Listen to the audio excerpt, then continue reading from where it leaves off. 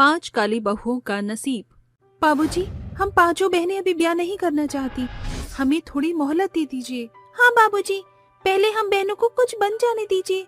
एक दफा बेटियों के जीवन में बहुओं की बेड़ियां पड़ने के बाद वो बेटियां जीवन भर बेबस बहू बनकर ससुराल का शासन सहती हैं। लेकिन अगर हम शिक्षित होकर ससुराल जाएंगे तो हमको किसी पर आश्रित नहीं होना पड़ेगा। अरे बंद करो तुम पांचों बहनें ये दकियानूसी दलील देना। सैकड़ों रिश्ते आते हैं और तुम्हारा काला रंग रूप से देखकर ही रफा दफा हो जाते हैं। अरे ऐसे सुनहरे रिश्ते दिया लेकर भी खोजने से नहीं मिलते। गनीमत है कि तुम पांचों काली कमली बहनों की काया से वाकिफ होकर भी कुंती बहन ने दहेज के दाम में 1 पैसा नहीं मांगा। ये उनका बड़प्पन है। अपने ये पढ़ने लिखने का शौक शादी के बाद ससुराल में ही पूरा करना। बाबूजी, जब आप बाप होकर हम बहनों के सपने को हमारे सांवले रंग के चलते रौंद रहे हैं तो सास बहू के सपने क्या ही साकार करेगी। बाबूजी, आज आप दहेज का बचता दाम देख रहे हैं, मगर शादी के बाद जब बेटी बहू बनकर ससुराल जाती है तो उस बेचारी को अबला बनकर सास और पति दोनों का ताना बाना सुनना पड़ता है। सोचिए कैसा लगेगा जब हम पांचों के सावले स्वरूप के कारण हमारे सामने आपकी नाम धराई होती है तो हम बहनों का कलेजा कितना कचोटेगा। तुम पांचों काली कमली बहनों के खाली खोपड़ी में भूसा भर गया है। तुम चाहे भरसक कोशिश करके देख लो, अगर तुम मेरी बिटिया हो तो मैं तुम्हारा बाप हूँ। ये ब्याह हर हालत में होकर रहेगा। कहते हैं ना, इंसान अपनों से ही हारता है। बुलंद सोच रखने वाली बहनें पिता की मर्जी के आगे अपना सिर झुका देती हैं और पांचों का ब्याह कुंती के बेटों से हो जाता है। यहाँ से शुरू होता है 5 बहू के ससुराल का सफर।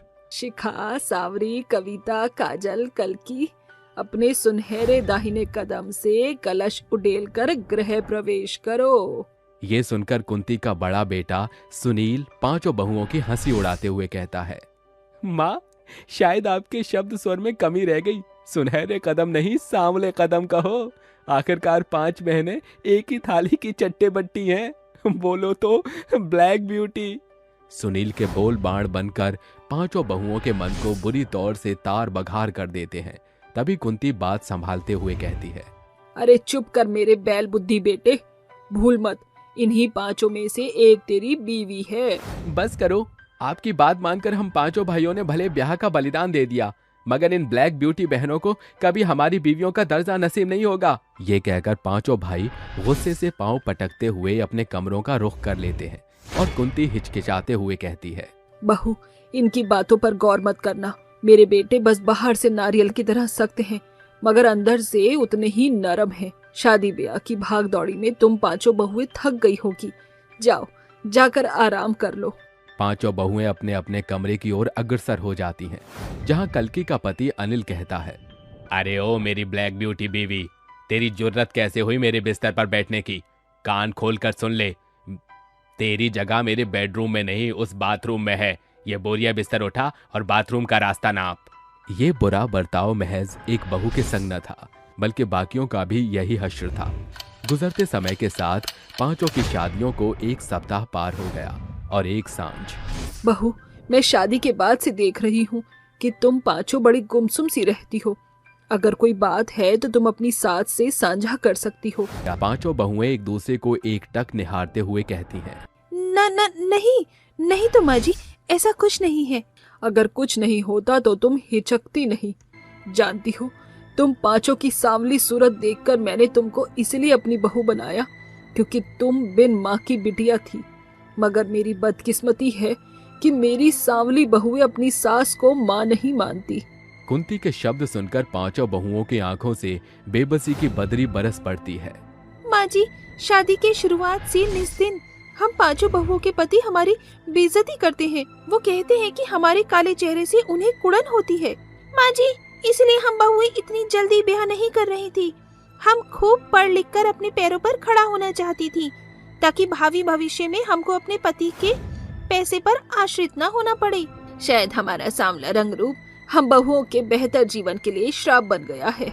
ये सब सुनकर कुंती कहती है, बहू, मैं जानती हूँ कि मेरे बेअकल बेटे तुम्हारे संग इतना बुरा बर्ताव करते हैं, मगर तुम्हारी सास के लिए सीरत के आगे सूरत का कोई मोल नहीं। तुम्हारे सांवले रंग के श्राप को शिक्षा के औजार से तोड़ा जा सकता है।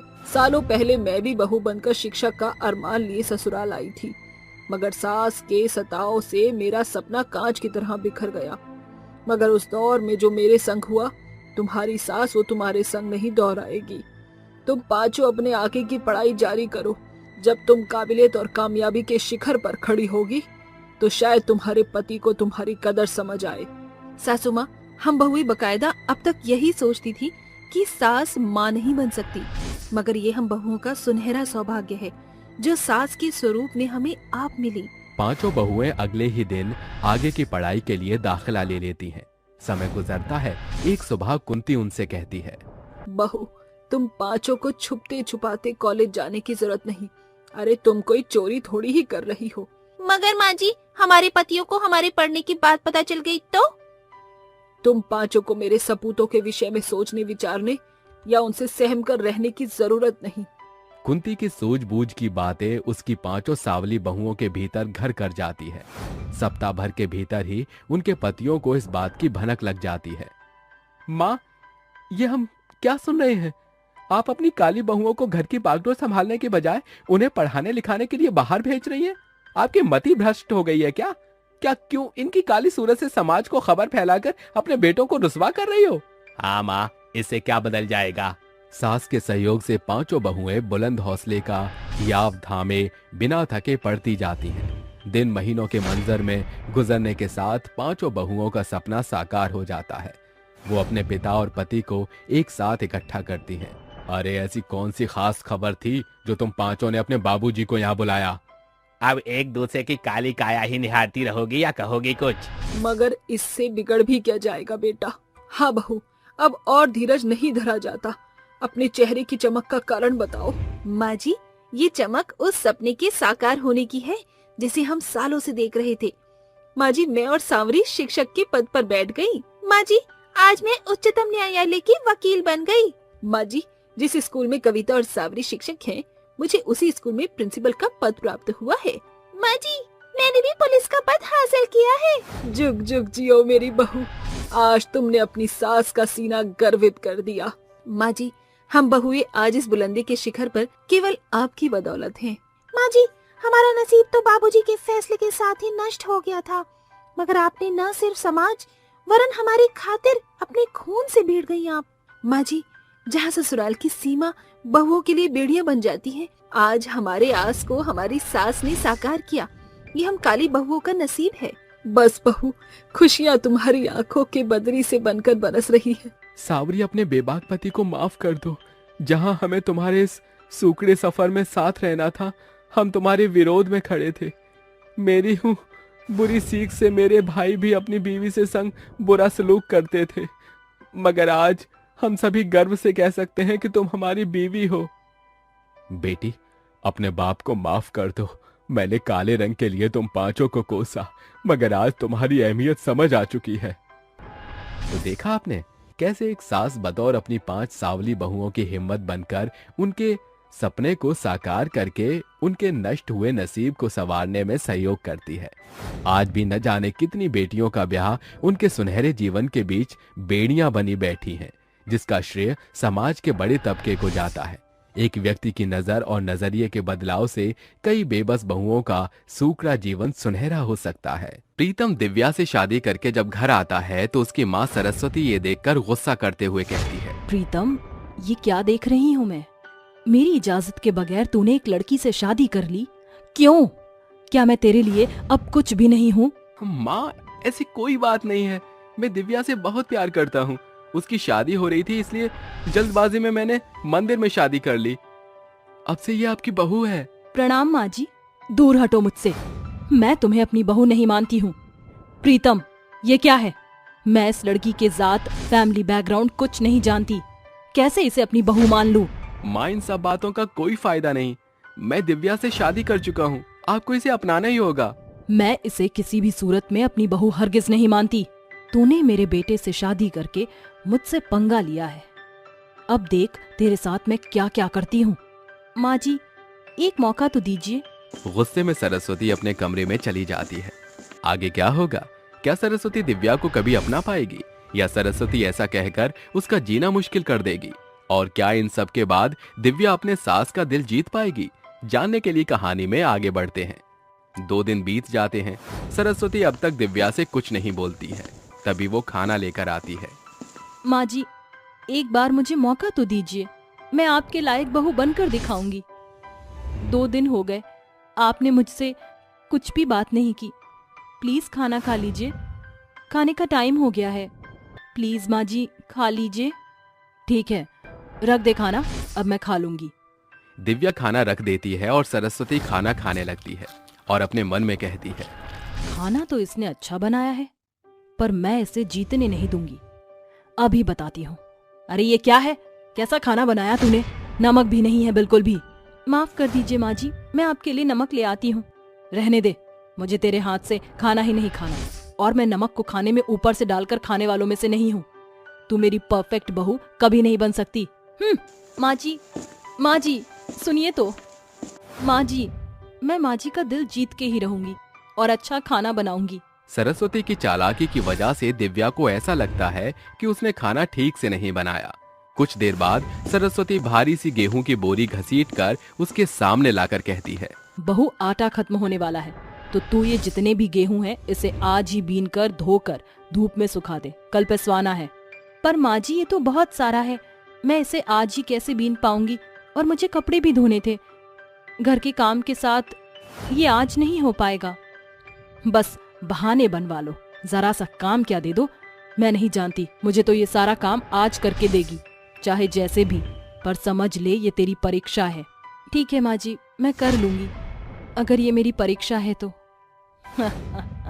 कर ले जितना चाहे मर्जी, तू परीक्षा दे ले, पर इस परीक्षा में तू सफल नहीं हो पाएगी, क्योंकि मैंने अपनी चालाकी से तुझे इतने सारे गेहूं में कंकड़ पत्थर डालकर दिए हैं कि तू उसे आज साफ कर ही नहीं पाएगी, और बदले में पूरे घर का काम भी करेगी। अब आएगा मजा। शादी के कुछ दिनों बाद ही सरस्वती उसे अपनी चालाकियों के कारण टॉर्चर करने लगती है। बेचारी दिव्या छत पर बैठकर धूप में सारे गेहूं बीनने लगती है। बारीकी से छानकर उन्हें साफ करती है। बाप रे बाप, धूप से सारा बदन जल रहा है, पर मैं यहाँ से 1 मिनट के लिए भी हिल नहीं सकती। मुझे ये गेहूं शाम तक हर हालत में साफ करने हैं, और रसोई में बर्तन पड़े हैं, कपड़े भी धोने हैं, खाना भी बनाना है। गेहूं को साफ करते करते दिव्या की हालत बुरी हो जाती है। फिर उसे पानी में साफ करके छत पर सुखा देती है। शाम के 6 बज जाते हैं। फिर वो जल्दी जल्दी बर्तन को धोकर कपड़े धोती है और शाम का दिया जलाती है। अरे बहू, तूने गेहूं साफ किए या नहीं किए? और शाम का दीपक कौन जलाएगा? माँ जी, ये लीजिए प्रसाद, मैंने पूजा कर ली और गेहूं भी साफ कर दिया और घर का बाकी काम भी कर दिया। अरे बाप रे बाप, 2 दिन साफ होने वाले गेहूं इसने आज कैसे साफ कर दिए? और घर का काम भी कर लिया, बिना कहे पूजा भी कर ली। लगता है इससे भी ज्यादा मुझे कोई मुश्किल काम देना होगा। माँ जी, आप क्या सोच रही हैं? लीजिए प्रसाद। हाँ दो। अच्छा, तुमने सारा काम कर लिया? खाना बनाकर बहू बेटे सो जाते हैं, पर सरस्वती अपने कमरे में जागते हुए चक्कर लगा रही थी। अरे क्या करूं जिससे उस दिव्या को सबक सिखा सकूं? आइडिया, अपने बेटे का इस्तेमाल करके उसे सबक सिखाऊंगी और अपने बेटे के आगे गलत साबित करूंगी। ये सोचने के बाद वो गहरी नींद में सो जाती है। अगली शाम वो अपनी बहू के सामने खांसते छींकते हुए आकर कहती है, बहू, आज अरे बाप रे बाप, मेरी तो नाक गला बंद हो गई खांसी जुकाम के चलते। तो माँ जी, आप काढ़ा पी लीजिए ना, उसे पीकर आप बिल्कुल ठीक हो जाएंगी। नहीं नहीं बहू, मुझे वो अच्छा नहीं लगता, उसे पीकर और छींक आती है मुझे, फिर सर दर्द बढ़ जाता है। मैं ऐसे ही ठीक हूँ बहू, जा तू चाय बनाकर दे दे। ठीक है माँ जी। ये कहकर दिव्या उसे चाय बनाकर दे देती है। कुछ देर बाद प्रीतम ऑफिस से आ जाता है। उसके आते ही सरस्वती छींकने खांसने की और एक्टिंग करने लगती है। क्या हुआ माँ, आपकी तबीयत तो बहुत ज्यादा खराब लग रही है, दिव्या से काढ़ा बनवा लेते। आज बेटा, बोला था मैंने उसे, लेकिन उसे कहाँ फर्क पड़ता है कि उसकी सास को क्या हो रहा है। एक चाय बनाकर दे दिया मुझे। ऐसे कैसे फर्क नहीं पड़ रहा? अभी बुलाता हूँ मैं। दिव्या, दिव्या, दिव्या जल्दी इधर आओ। अरे आप चिल्ला क्यों रही हैं? क्या हुआ? तुमने माँ को काढ़ा बनाकर क्यों नहीं दिया? देखना उनकी तबीयत कितनी खराब है, सिर्फ चाय पीकर वो कैसे ठीक होंगी? प्रीतम जी, मैंने माँ जी को बोला था, पर उन्होंने मना कर दिया था। बेटा, ये झूठ बोल रही है, मैंने इससे बोला था पर इसने ही मना कर दिया। जब से मैं कितना परेशान हूँ, तू तो जानता है काढ़ा पीकर कितनी जल्दी ठीक हो जाती हूँ। यही फर्क है लव मैरिज की शादी में, बहू सास को पूछती नहीं है। मुझे तुमसे ये उम्मीद नहीं थी दिव्या, चली जाओ मेरी नजरों के सामने से। प्रीतम जी मेरा विश्वास कीजिए, मैंने माँ जी से पूछा था, उन्होंने मना किया मुझे। ये कहकर वो रोते हुए कमरे में चली जाती है। सबके जाने के बाद अंगूर खाते हुए सरस्वती कहती है, अरे वाह, मेरा आइडिया काम कर गया और दोनों के बीच फूट भी पड़ गई। बड़ा सुकून मिला उसकी आंखों में आंसू देखकर। 3 दिन बीत जाते हैं। प्रीतम और दिव्या के बीच कुछ ठीक नहीं होता। वहीं सरस्वती परेशान करने के लिए उसे बहुत सारी सूखी लाल मिर्च लाकर कहती है, बहू जरा इसे पीस दे, ये ले मसाले में कूट दियो अच्छे से। मसाले में क्यों माँ जी, मिक्सी ग्राइंडर में पीस देती हूँ, जल्दी हो जाएगा। जितना बोल रही हूँ उतना कर। सरस्वती की बात सुनकर वो धान में लाल मिर्च कूटने लगती है, जिससे उसे बहुत खांसी और छींक आती है। हाचू, मिर्ची कूटने की बस मेरी नाक में आ रही है। मिर्च सारी कूटकर वो हाथ धोने जाती है। इतने में सरस्वती कहती है, अरे बहू जल्दी आ मेरे पास, मेरा सर फट रहा है, जल्दी मालिश कर दे। माँ जी 2 मिनट रुकिए, मैं अभी आती हूँ। बोला ना तू कहीं नहीं जाएगी, मेरा सर दर्द हो रहा है, सर दबा। जी माँ जी, मिर्ची के हाथों से ही मुझे अब सर दबाना पड़ेगा। ये कहते ही वो सरस्वती का सिर दबाने लगती है। कुछ देर बाद ही सरस्वती के माथे पर जलन होने लगती है और वो चिल्लाती है, मार डाला, अरे मोरी मैया, मेरे तो बहुत जलन मच रही है कृष्ण कन्हैया।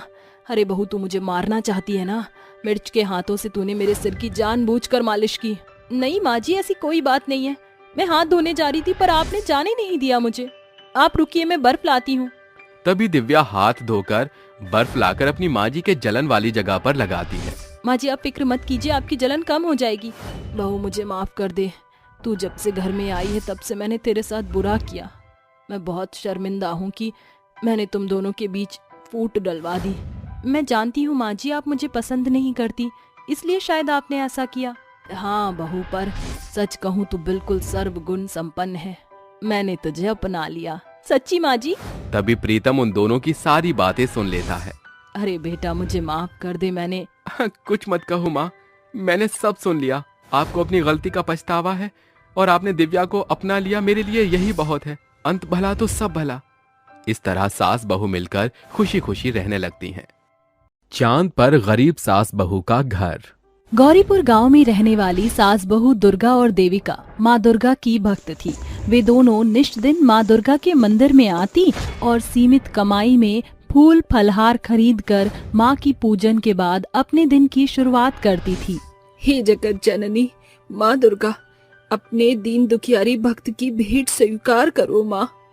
माँ दुर्गा, हम सास बहू के दिन की शुरुआत आपकी दरस के दीदार के बाद ही होता है। आपके दर्शन करके मन को बहुत प्रसन्नता मिलती है। पूजा अर्चना के बाद दोनों सास बहू काम की ओर अग्रसर हो जाती हैं। वह गांव में धनी सेठ सत्यपाल की हवेली में चौका बर्तन किया करती थी। सत्यपाल को पुरखों से शानो शौकत तो भरपूर मिली, मगर जहां बात देने की आती तो वह एकदम बनिए की नाई मक्खर बन जाता। अरे आओ आओ पधारो, तुम्हारी ही बाट जो रहा था। मालिक, आप तो जानते ही हैं मेरी बहू देविका गर्भ से है और गांव से हवेली तक के रास्ते का पड़ाव बेहद पथरीला है। बिरजू और उसके बाबूजी के जाने के बाद मेरी बहू और मुझ बूढ़ी सास की आस इसके कोख से ही बंधी है, इसीलिए डगर पार करने में जरा देरी हो गई। तुम सास बहू के बहानेबाजी से मैं उकता गया हूँ। रोजाना देरी से आती हो और उसके बाद ये दुखड़ा सुनाती हो। इस महीने में तुम दोनों की आधी पगार की कटौती करूंगा, तभी तुम सास बहू को सबक मिलेगा। अरे मालिक, माँ दुर्गा के वास्ते हम दीन दुखियारी सास बहू पर ऐसा जुल्म ना ढाओ। इस पैसे से ही हम सास बहू महीने भर अपना पेट पालती हैं। बाढ़ के तीर टल सकते हैं मगर सतपाल के शब्द नहीं, समझी? सांझ होने पर दोनों सास बहू माँ दुर्गा के मंदिर आकर रोते बिलखते कहती हैं, माँ दुर्गा, आखिर हम सास बहू की भक्ति भाव में क्या कमी घटी रह गई। महीने भर की मेहनत के बाद हम सास बहू के हाथ केवल आधे पैसे आएंगे। लगता है माँ दुर्गा हम दुखियारन सास बहू से रूठ गई है, इसीलिए माँ ने नवरात्रि पर हमारे घर आने के द्वार बंद कर दिए, क्योंकि जो पैसे मिलेंगे वो बनिए के बकाये में चले जाएंगे। ऐसे में 9 दिनों की नवरात्रि के फलहार फूल इत्यादि कैसे आएंगे। धीरज धर बहू, माँ दुर्गा बड़ी दयालु है, वो किसी न किसी जरिए हम गरीब सास बहू की सहायता जरूर करेंगी। दोनों सास बहू बिना परिणाम के सोचे परिश्रम किए जा रही थीं। एक दिन जब वह काम कर रही थीं, तो सत्यपाल की पत्नी संजीता जोरों शोर से कहती है, अजी सुनते हो, जल्दी आओ, गजब हो गया। क्या बात है भगवान, क्यों सारा घर सर पर उठाए हुए हो? आपने सालगिरह पर जो मुझे हीरो का हार दिया था, वो मेरे श्रृंगारदानी से गायब है। मुझे तो इन सास बहू पर शक है। इन गरीब भिखमंगों का भला क्या भरोसा। अरे मालकिन, हम सास बहू सालों से यहाँ चाकरी कर रही हैं। माँ दुर्गा की सौगंध, हमने कोई चोरी नहीं की। सत्यपाल बिना उनकी सुने गुस्से से तिलमिलाकर बेरहमी से उनको घसीटते हुए गांव के बीचों बीच लाता है। अरे मालिक, मेरी बहू गर्भ से है, इतनी बेरहमी से उसे मत घसीटिए। क्या बात है सरकार, ई सास बहुरिया कुछ किए हैं का? इन दोनों ने हीरो का हार चुराया है। गांव की रीति रिवायत के अनुसार चोरी की सजा सभी जानते हैं। मेरे साथ मिलकर इन सास बहू को सबक सिखाओ।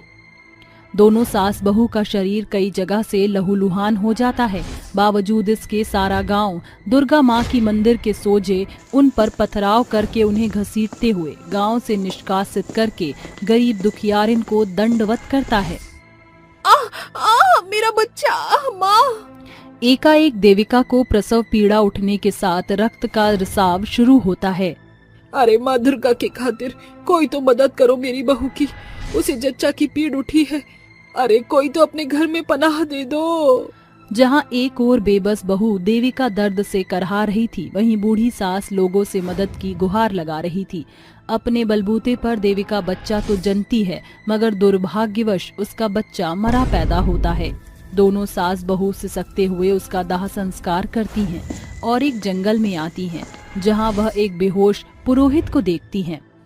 बहू, ये पुरोहित बेहोश हो गए, तो इन्हें देख मैं पानी का प्रबंध करती हूँ। दुर्गा दौड़कर पास पड़े एक घड़े के पानी को पुरोहित पर छिड़काव करती है, जिसके साथ पुरोहित बेहोशी से बाहर आते हैं। शुक्र है माँ दुर्गा का, बाबा, जो आप बेहोशी से बाहर आ गए। शुक्रिया, तुम सास बहू ने मिलकर मुझ मूर्छित की मदद की, मगर तुम्हारे मुखमंडल पर ये कैसी विकट विडंबना छाई है। पुरोहित के पूछने पर सास बहू अपनी आप बीती उनसे जाहिर करके फूट फूट कर रोती हैं। 9 माह की पीड़ा को सहन करने के बावजूद मेरा शिशु संसार में आंखें मूंदे हुए आया। हम सास बहू ने इन्हीं हाथों से उस नवजात को 2 गज की जमीन में दफन कर दिया। माँ दुर्गा, इस जालिम दुनिया में हम दीन दुखियारिन सास बहू एक पल छिन नहीं रहना चाहती। ठीक है, मैं तुमके इस दुखदाई दुनिया से दूर भेज रहा हूँ। पुरोहित अपनी मंत्र सिद्धियों से एक सुनहरी पालकी प्रकट करके कहते हैं, आंख मूंद कर इस पर सवार हो जाओ। जब तुम नेत्र खोलोगी तो तुम खुद को संसार से परे चांद के नगर में पाओगी। कुछ ही देर में सास बहू धरती से चांद का सफर तय करती हैं, जहां सितारों से सजा और चांद से चकाचौंध घर देखकर गरीब सास बहू स्तब्ध रह जाती हैं। मुझे तो अपनी बूढ़ी आंखों पर भरोसा नहीं हो रहा कि हम सास बहू का बसेरा चांद पर बन गया है। माँ दुर्गे की महिमा अपरंपार है। माँ जी, काश हमारा मुन्ना भी हम सास बहू की इन खुशियों में शरीक होता। बहू, उन बुरी बातों को बिसार दे। कल से माँ दुर्गे की नवरात्रि प्रारंभ हो रहे हैं। सास बहू कभी चांद को निहारती तो कभी चांद पर बने अपने घर को। इसी बीच रात से सवेरे का सफर तय हो गया। बहू, हमारी किस्मत कितनी बुलंद है ना। कैसे माँ जी? जिस चांद की चाहत में चकोर पंछी सालों साल सिसकता है, उस चांद पर हमारा आशियाना बस चुका है। जहां एक और दोनों सास बहू एक संग माँ दुर्गा की स्थापना और कथा पूजन करती हैं, वहीं गांव पर माँ दुर्गा के कोप का कहर टूटता है। पूरा पंच गांव के प्रांगण में एकत्र होकर बात कर रहे हैं। 2 दिन के भीतर ही गौरीपुर गांव की सारी तालाब झील सूख गए हैं। ये प्राकृतिक आपदा का पहाड़ हमारी सोच से परे है। अरे लीला मौसी, सूखेपन के कारण सभी की फसल ठूठी रह गई है, सब खाक होत जात है। ये आपदाएं यूं ही आती रहेंगी। तुमने माँ दुर्गा के भक्त सास बहू पर जो जुल्म बरसाए हैं, उस प्राकृतिक आपदाओं को मां दर्श कर उसका पलटा ले रही है। मगर आप तो सिद्ध साधु जान पड़ते हैं, हमारी सहायता कीजिए। क्षमा करो, मगर मेरे हाथ बंधे हुए हैं। इससे पहले कि विकसित गांव पूर्णतया उजाड़ हो जाए, इन्हें इस गांव की सीमा में लाना होगा। इसकी खातिर तुम्हें चांद पर जाना होगा, क्योंकि उन सास बहू का बसेरा वहीं पर है। महाराज, अपने गांव के भावी भविष्य के लिए मैं अपने भूल का पश्चाताप करूंगा। पुरोहित पुनः अपनी सिद्धियों की शक्ति से सत्यपाल को पालकी में सवार करके चांद के पार पहुंचता है। दुर्गा, देविका, मुझे माफ कर दो। कभी नहीं, तुम्हारे चलते मेरे गर्भ का फल नष्ट हो गया। इससे पहले कि ये बेबस माँ तुम्हें बदुआ दे, लौट जाओ यहाँ से। ऐसा न करो, मेरे बोए गुनाह की कटनी गांव काट रहा है। सभी के बच्चे भूख से बिलबिला रहे हैं और भूल भूतकाल में मेरे हाथों से हुआ, उसे तुम न दोहराओ। तुम्हें दुर्गा माँ का वास्ता। ये सुनकर दोनों सास बहू फौरन चांद पर बने अपने दुर्गा माँ की मूर्ति को लिए गांव आकर माता की गुहार लगाकर कहती हैं, हे जगत जननी माँ दुर्गा, दर्शन देकर इस गांव के दुखों को हर लो माँ।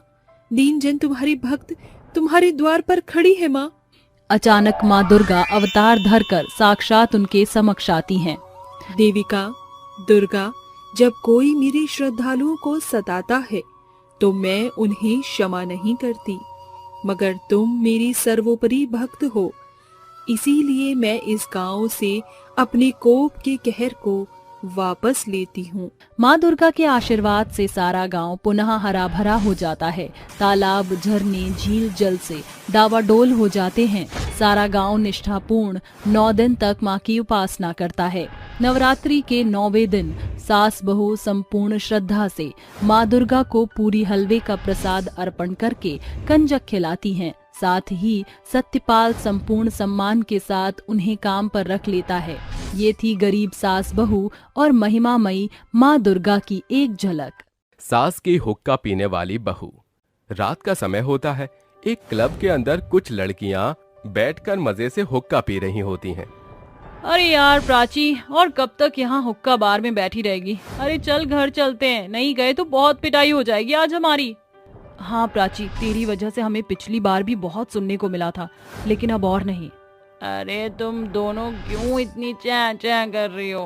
इस रंगीन रात का मजा उठाओ और मौज करो।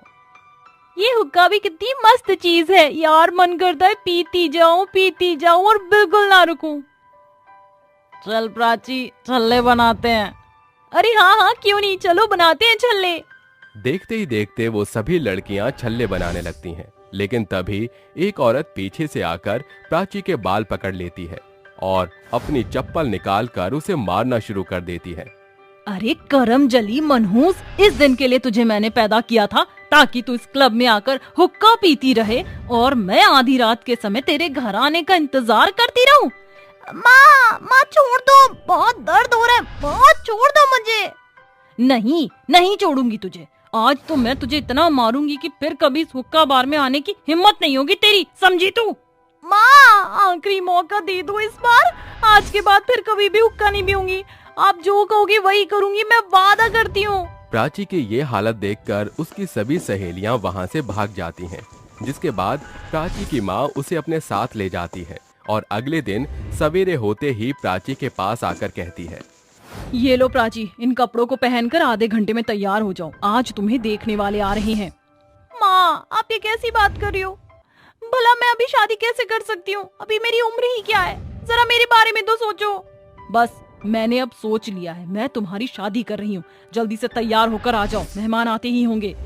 प्राची को न चाहते हुए भी अपनी माँ की बात माननी पड़ती है, जिसके बाद वो रेडी होकर नीचे आ जाती है, जहाँ उसकी होने वाली सास मीना उसके देखते ही कहती है, अरे वाह रानी बहन जी, आपकी बेटी तो बहुत खूबसूरत है।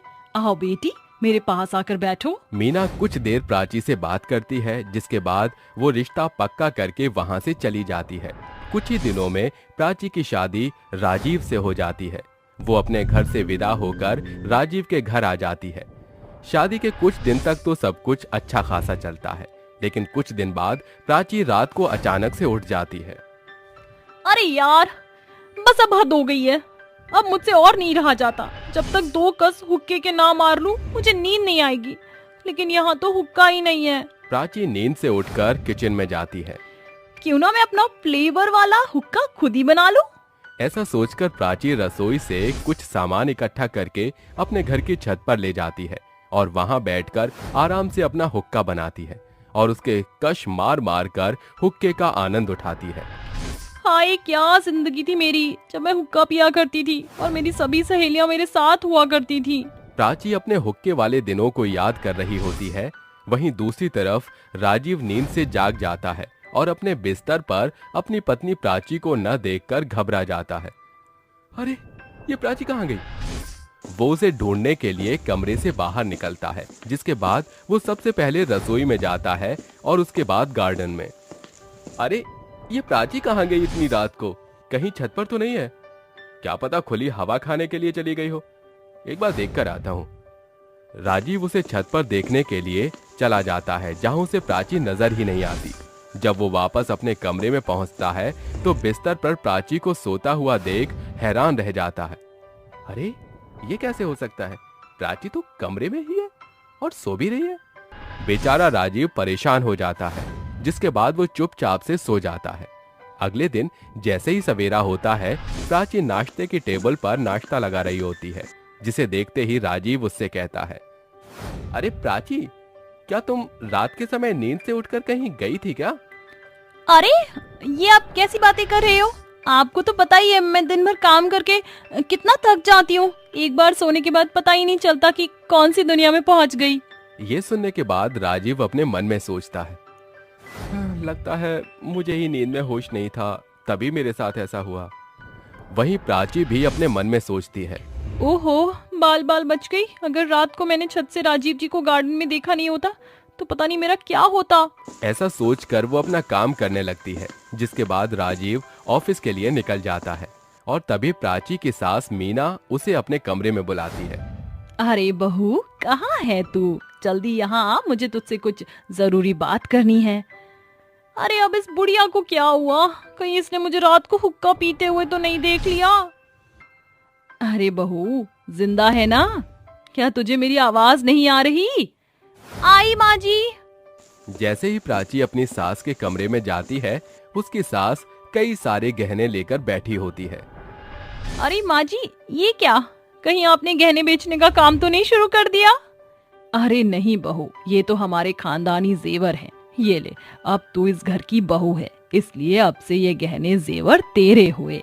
इतने सारे गहने देखकर प्राची बहुत खुश होती है। तभी उसकी सास मीना कहती है, बहू आज रात तुम दोनों की शादी का जश्न है। मैंने हमारे सभी मेहमानों को बुलाया है। इन जेवर के साथ अच्छे से कपड़े पहनकर तैयार हो जाना। प्राची बहुत खुश हो जाती है, जिसके बाद रात होते ही वो गहने और कपड़े पहनकर अच्छे से तैयार हो जाती है। जश्न में सभी मेहमान होते हैं, यहाँ तक कि कुछ मेहमानों के लिए जश्न में हुक्का भी मंगवाया होता है। हुक्के को देखकर प्राची अपने मन ही मन सोचती है, अरे ये क्या देख रही हूँ मैं? क्या सच में इस जश्न में हुक्का भी मंगवाया गया है? लेकिन मैं तो ये हुक्का पी ही नहीं सकती। अब क्या करूँ? मुझे हुक्का पीने का मन कर रहा है। प्राची बार बार हुक्का पीने वालों के पास जाती है और हुक्के की खुशबू सूंघ कर रह जाती है।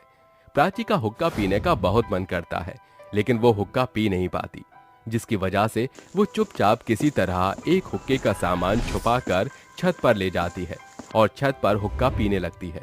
अरे वाह क्या बात है, इस हुक्के को पीकर तो मजा ही आ गया। तभी उसकी सास मीना छत पर हुक्का लेकर पहुंच जाती है, जिसके बाद मीना प्राची को हुक्का पीते हुए देख उससे कहती है, अरे बहू तू यहाँ छत पर क्या कर रही है और तू हुक्का भी पीती है? वो माँ जी बस यूं ही, बस मैं तो ताजी हवा खाने के लिए आई थी यहाँ। डर मत बहू, तू सच बोल, क्योंकि मैंने तुझे हुक्का पीते हुए देख लिया था। वैसे मैं भी यहाँ हुक्का पीने आई हूँ। मेरी माँ ने मेरी शादी जबरदस्ती करवा दी थी, लेकिन ये हुक्का पीने की आदत छूट ही नहीं पाई, इसलिए छुप छुप कर यहाँ पी लेती हूँ। दोनों सास बहू का एक जैसा हाल था। उस दिन के बाद दोनों सास बहू छुप छुप कर हुक्का पीती रहती हैं। अब प्राची अपने ससुराल में खुशी खुशी रहती है। जलेबी बनाने वाली चुड़ैल सास बहू। बाजार में सरोजनी सास और प्रियंका बहू की दुकान पर बहुत भीड़ लगी थी। काफी लोग उनकी जलेबियों के लिए लाइन में खड़े थे। अरे बहन जी, जल्दी से मेरे लिए 1 किलो जलेबी कर दीजिए, और हाँ, करारी बनाना। बस 2 मिनट दीजिए, अभी आपके लिए करारी जलेबी पैक करती हूँ। अरे मेरे लिए भी जलेबी बना दीजिए और एक फूल वाली जलेबी बना दीजिए। ये लो बेटा, तुम्हारी जलेबी तैयार हो गई। ये लीजिए आंटी आपके पैसे। अरे सरोजनी आंटी, आप इतनी अच्छी जलेबी क्यों बनाती हो? मुझे दोबारा आना पड़ा लेने के लिए। दुकान कैसे चलेगी फिर बेटा? ये लो जलेबी। ये लीजिए आपकी जलेबी, और आपकी 1 किलो जलेबी हो गई। शुक्रिया, ये लीजिए आपके पैसे। आहा, मजा आ गया। आंटी, ये गर्मा गर्म जलेबी जब मुंह में घुल जाती है, वाओ, इसके आगे तो पूड़ी कचौड़ी रसमलाई भी फेल हैं। शुक्रिया बेटा। इस तरह से उन सास बहू की जलेबी की दुकान पर सब आकर खाया करते थे। सास बहू का बहुत जाना माना नाम था। तभी एक अजीब सा आदमी आता है। सुनिए जरा, मुझे 1 किलो जलेबी दे दीजिए। जी, ये लीजिए आपकी 1 किलो जलेबी। शुक्रिया। ऐसा कहकर वो आदमी जाने लगता है। तभी प्रियंका आवाज देती है, अरे भाई साहब, जरा मेरे पैसे तो दीजिए, आपने तो जलेबी ली है। अरे कौन से पैसे? मेरे पास कोई पैसा नहीं है, चलो फूटो यहाँ से। भाई साहब, ऐसा मत कीजिए, हमें हमारी मेहनत के पैसे दे दीजिए। मेरे बेटा तुमसे प्यार से पैसे मांग रहे हैं अपने, दे दो। ए बुढ़िया, अब तू भी आ गई। ये बोलकर वो गुंडा सा आदमी सरोजनी को धक्का मारकर चला जाता है। तभी प्रियंका अपनी माँ जी को संभालती है। इतने में वो चला जाता है। माँ जी, आप ठीक तो हैं? आप देखना, छोड़ूंगी नहीं मैं उसे। रात के 12 बजने दीजिए बस। हाँ बहू, अब इससे हिसाब बराबर करना ही पड़ेगा हमें। रात के 12 बज जाते हैं और दोनों सास बहू घूंघट से उस आदमी को ढूंढते हुए उसके घर पहुंच जाती हैं और उसके दरवाजे पर खटखटाती हैं। सुनिए, कोई है क्या? हमें मदद चाहिए। ओहो, इतनी रात गई, कौन आया है? जरा देखूं तो। ये कहते ही व्योम जैसे ही दरवाजा खोलता है तो सामने से 2 औरत अपना घूंघट हटाती हैं, जो कि सास बहू चुड़ैल होती हैं। दोनों उसका गिरेबान पकड़कर सुनसान जगह ले जाती हैं और वो चिल्लाता है, बचाओ बचाओ, कोई मुझे बचाओ, मुझे छोड़ दो, क्यों तुम दोनों ने मुझे पकड़ा हुआ है? लगता है तू कुछ बोल रहा है। सुबह तूने मेरी माँ जी को धक्का दिया था और जलेबी के पैसे नहीं दिए थे। अब चुपचाप से जलेबी के पैसे निकाल, वरना तुझे मार डालूंगी। तेरी हिम्मत कैसे हुई बिना जलेबी के पैसे दिए जाने की? तुझे पता नहीं, अच्छे अच्छे लोग हमसे डर जाते हैं। पैसे निकाल, वरना अपने लंबे नाखून तेरी आंतों में डाल दूंगी। अरे बाप रे, मुझे माफ करो, मेरी जान को बख्श दो। तुम्हें अपनी जलेबी के पैसे चाहिए ना? ये लो और रख लो, मेरी जान बख्श दो। ये लो। आगे से फिर किसी गरीब की मेहनत का पैसा दिए बिना मत भागना, वरना अंजाम बुरा होगा। इस तरह से दोनों सास बहू उस गुंडे को सबक सिखाती हैं। पर आखिर वो चुड़ैल कैसे बन गई और चुड़ैल बनकर जलेबी क्यों बेच रही थी और वो पैसों के लिए उस गुंडे को मारने तक क्यों आ गई? जानने के लिए कहानी में आगे बढ़ते हैं। इसी तरह चुड़ैल सास बहू इंसानी रूप में जलेबियां बेच रही थी। आइए आइए, गर्मा गर्म जलेबी लीजिए। जल्दी आइए, जल्दी, आज ऑफर है। गर्मा गर्म करारी जलेबियाँ लीजिए और मजे से खाइए। सुनिए, जरा मुझे जलेबी दीजिएगा। ये लीजिए। ये कहते ही पिंकी उसकी जलेबी को खाकर कहती है, अरे वाह, आपकी जलेबी तो बहुत ज्यादा टेस्टी है, और दीजिए ना। और सुनिए, 1 किलो पैक भी कर दीजिए। जी शुक्रिया। इस तरह वो दोनों अपनी जलेबियां बेचती हैं। पर फिर से कोई अड़ियल आदमी उनके पैसे नहीं देता। तभी दोनों सास बहू अपने चुड़ैल उन्हें डराने के लिए पहुंच जाती हैं। चल हट, अरे कट, जल्दी करो। सुबह जिस दुकान के तूने जलेबी खाई थी, उसका पैसा निकाल, वरना तेरी जान ले लूंगी। मुझे छोड़ दो, अरे छोड़ दो। अरे मैंने तुम्हारी जलेबियां खाई थी तो फ्री में नहीं दे सकती क्या? ए कुतरिया, पैसे निकालता है या घोप दूं? अरे मेरी माँ मुझे छोड़ दे, ले अपने पैसे ले। और हाँ, मैं सिर्फ अपनी बहू बेटे की ही माँ हूँ, तेरी नहीं। अच्छा हुआ तूने पैसे निकाल दिए, वरना तेरी हलक से पैसा निकालती मैं। चल अब जा यहाँ से। और हमारे बारे में किसी को मत बताना, वरना तू भगवान को प्यारा हो जाएगा। अरे अरे चुड़ैलो, मैं किसी को नहीं बताऊंगा, आप जाऊं मैं। ये कहकर दोनों चली जाती हैं, पर वहाँ इन तीनों के अलावा गांव का राजू भी होता है जो ये सब कुछ देख लेता है। अरे बाप रे बाप, हमारे गांव की मशहूर जलेबी वाली सास बहू दोनों चुड़ैल हैं। लेकिन कब से, कहीं ये जलेबी खिलाकर हमको मार तो नहीं देंगी। अगले दिन ही राजू गांव में सरपंच समेत सभी को जलेबी वाली चुड़ैल सास बहू के बारे में बता देता है और चालाकी से गांव वाले उन्हें अपने बातों में फंसाकर एक साथ पेड़ से बांध देते हैं। तभी दोनों सास बहू कहती हैं, अरे ये सब क्या है, आपने हमें झूठ बोलकर यहाँ पेड़ से क्यों बांध दिया? हाँ, हमने क्या किया है?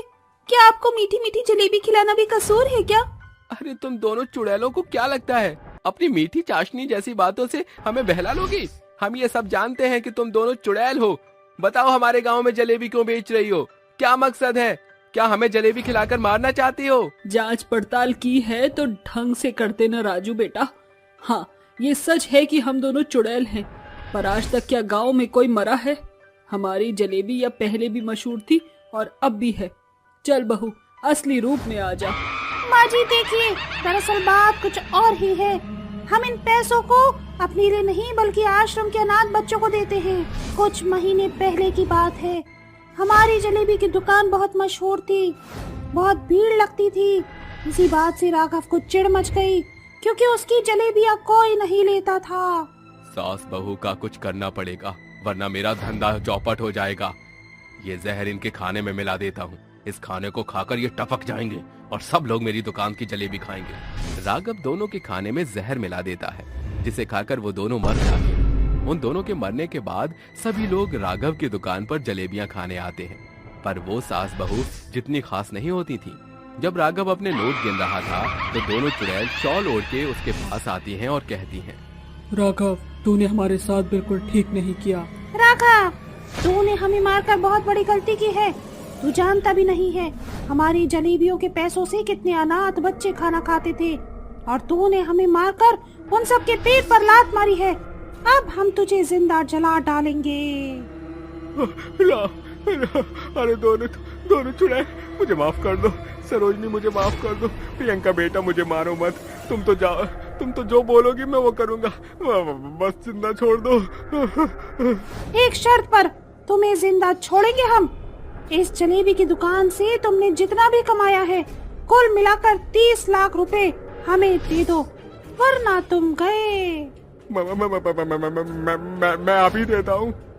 जिसके बाद राघव जाता है और अपने हाथों में बैंक का चेक बुक लेकर आता है और कहता है, ये 30 लाख का चेक ले लो, मुझे माफ कर दो। मैं अपनी गलती पर बहुत शर्मिंदा हूँ। माँ जी, अब हमें आश्रम चलना चाहिए। ये कहते ही दोनों आश्रम पहुँच जाती हैं और आश्रम के मालिक को पैसों का चेक देती हैं।